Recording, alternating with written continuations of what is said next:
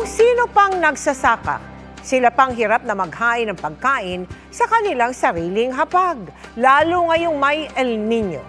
Ang ilan sa kanila sa Iloilo, tinungo ng GMA Kapuso Foundation.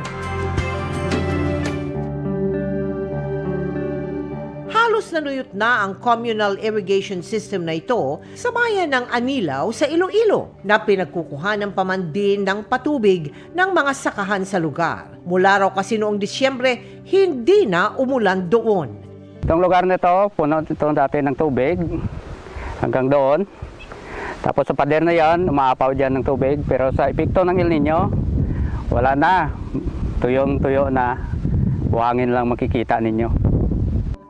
Kaya ang tanim ni Ernie, nasayang. 90% o 100% yung nalugi namin kasi wala kami nakuha sa aming mga produkto. Wala kami nakuha kahit anong isang sako.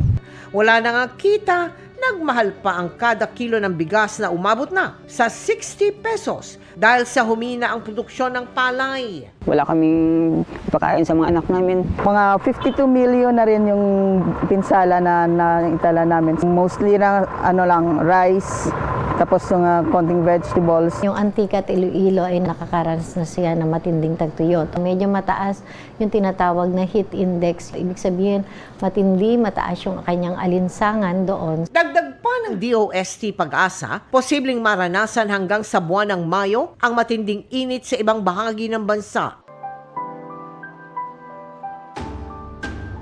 Kaya bilang tulong, naghatid ng food packs ang GMA Kapuso Foundation, katuwang ang Philippine Army sa mga magsasaka mula sa bayan ng Anilaw at Banate sa Iloilo.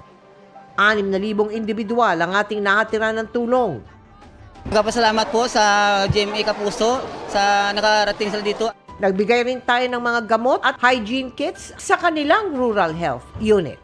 Sa mga nais mag-donate, maaari po kayo magdeposito sa aming mga bank account o magpadala sa Cebuana Luwalier. Pwede ring online via GCash, Shopee, Lazada at Metrobank credit card.